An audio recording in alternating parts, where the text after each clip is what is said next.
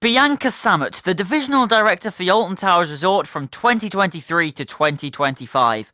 Her time saw the opening of the Cursed Alton Manor, Nemesis Reborn and Toxicator. However, it also saw incredibly bad ride availability and a certain thing that happened on the Toxicator opening day. So, what exactly was her legacy? Hello everybody, my name is Boy and welcome to Bianca's Legacy Part 3, the grand finale, as today we will be discussing what happened at the Alton Towers Resort in 2025, Bianca's final year at the park. And this video will only go up to September 2025 because Bianca officially left the park in September. So, without further ado, let's get straight into everything that happened at the Alton Towers Resort in 2025, including something that happened on the opening day of Toxicator that you'll want to stick around for, so watch to the end. At the start of 2025, Alton Towers and therefore the wider Merlin Entertainments group were cutting down a lot of their costs. This resulted in many of the things that used to be done in-house now being outsourced to other companies. These included the theming teams, because behind the world of David Walliams there actually used to be a whole building where they made the theming for the rides at Alton Towers and even in other Merlin Entertainments parks. However, they got rid of that, they closed that down instead to outsource the theming. As well, the entertainments team were badly cut, as many of them were made redundant as they weren't needed by Alton Towers and Merlin anymore, as Merlin had brought in a new company known as RWS, who are a good company. They've worked with Disney on their cruises, they've even done the Paris Olympic Games with the opening and closing ceremonies, so they're a good company, they know what they're doing, but of course this did result in a lot of job losses for the park. Final thing that the Alton Towers entertainment team did was Pirate Takeover, which had returned from previous years for February half term, featuring rides such as Heave Ho, Marauders Mayhem, CBeebies Land, and Sharkbait Reef, as well as battle galleons, but not the normal battle galleons with the guns that get you soaked, because who wants that in February half term? They've turned off the guns and instead have a sort of more spoken through and fun interactive adventure on battle galleons. As well, of course, there was also a show that went on in the courtyard. And with events being outsourced, a lot of things were cut entirely, including events such as Oktoberfest, which meant after Alton After Dark had concluded at the end of March, there were no events until the end of September with Scarefest. As well, the street theatre around areas such as the Cursed Alton Manor and Forbidden Valley were all taken away, which lost a lot of energy in those areas, which in the previous two videos I've talked about how good this street theatre was that they brought in, and they were there all the time, even on the quietest days they were always there. However, they were officially cut. After being shut for the 2023 and 2024 season,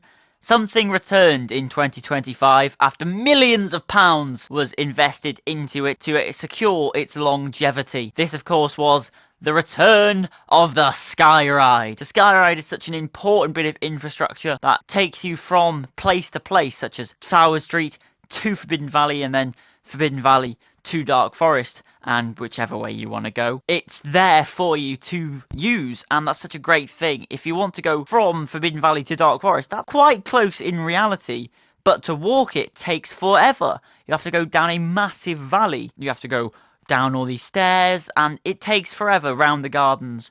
But with the Sky Ride, you can just get on it and whiz straight over. And of course, Alton Towers is a massive theme park, so to have to walk around every single place takes a long time, and some people can't do that. So to have the Sky Ride is a great bit of infrastructure that they can utilise to make their day at the Alton Towers Resort a much more enjoyable day, as they don't have to walk around every single place. So it's great to see that the Sky Ride did return after a very long time closed in 2025.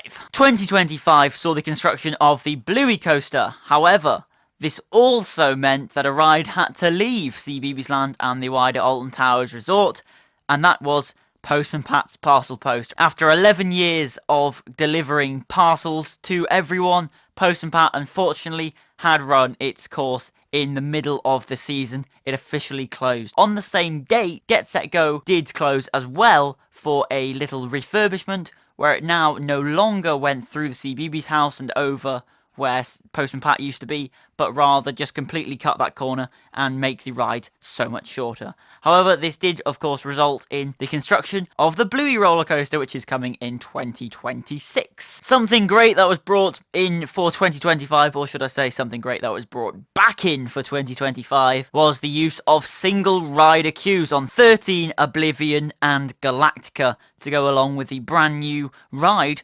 Toxicator, which also had a single rider queue. I have utilised the 13 and Oblivion single rider queue very well this year, so it's a great addition. I'm glad they've brought single rider queues back. The season also saw new signage, new fencing going in, the Nemesis waterfalls all returning, which was great to see, and even new food outlets, such as this one, which was the replacement for woodcutters, which is the Oak in Chains. Which, just look at the food, and what do you think? Would you buy that? Would you buy a donut burger? It looks very odd. It looks very unique, but I don't think I would say I would definitely buy that. But some of the photos on the wall of like Hex look very lovely. And now Aramark, who do the food at Alton Towers, brought in tablets to order your food on, so they can get rid of more staff. It's a very odd restaurant. I'm sure it pleases some people as well. The Blade did unfortunately leave the park at the end of the 2024 season, so its area was just covered in some like bark, so it looks very sad. Now, on to Toxicator. Now, the main event for 2025 season, the brand new ride was of course Toxicator, the park's Huss suspended topspin. This ride was situated on top of a concrete platform with a tunnel going through the middle.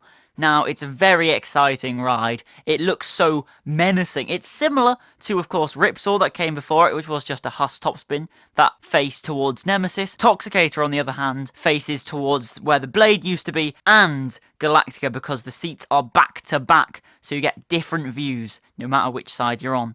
The theming is really lovely. It's got two massive theming pieces either side with screens wrapping around it. One side is actually the control booth, so it's nice how they made it symmetrical, and both sides have this massive theming piece, which is lovely to see. The theming around, lots of barrels, there's lots of signs telling you to watch out for the signs of Wasperium. It's a lovely little addition that they added to Alton Towers for 2025. However, on its opening day, some crazy things went down. Everything on the opening day seemed to be going wrong.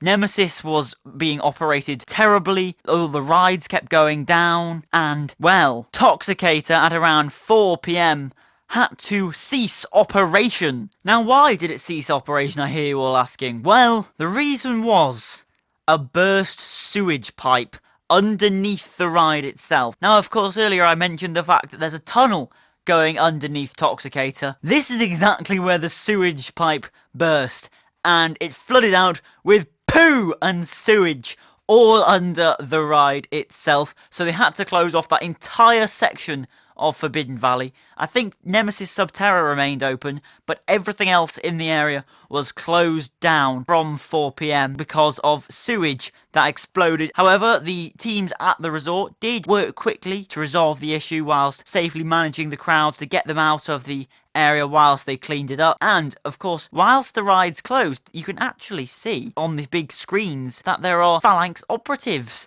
inside the ride, cleaning and attempting to repair the ride. So, whilst the ride was closed, you could get this, but that doesn't stop the fact that there was literal sewage that had exploded all under the ride called Toxicator. There is physical toxicness underneath the ride called Toxicator. Now, I wasn't at the park on opening day, but when I read everything that was going on, I could not control myself. I was laughing like mad. It was ridiculous to be reading this story that had just happened. Toxicator had had a poo explosion. Who could have called that? However, at around 7 PM, the whole area of Forbidden Valley did reopen, such as Galactica and Nemesis Reborn, and of course Toxicator. So you got to see Toxicator in the dark rather than, of course, in the light, because that was a major issue that some people were concerned about. Would we be able to see Toxicator at night? Considering it's Alton After Dark, the whole point is Toxicator at night. And, however, it did reopen. However, despite this issue, people, of course, went to guest services to complain, and the park said they will do nothing. They wouldn't even offer a fast track for the same ride, or not even willing to pay in any way, despite what had happened, which was, of course, a toxic poo explosion underneath Toxicator. Apart from that, though, on the opening day, The rest of the season did go pretty smoothly, and no major ride availability issues. Bianca officially announced that she would be leaving the park in July 2025 and did leave the park in September. And so that wraps up my 3-episode mini-series all about Bianca's legacy at the Alton Towers Resort. Everything that happened at the park, from the Cursed Salt Manor to the Toxicator poo explosion. I hope you all enjoyed this series, and I'll see you very soon. And by soon, I mean Christmas Eve for another video. So, I hope I will see you there, and I'll see you all later. Good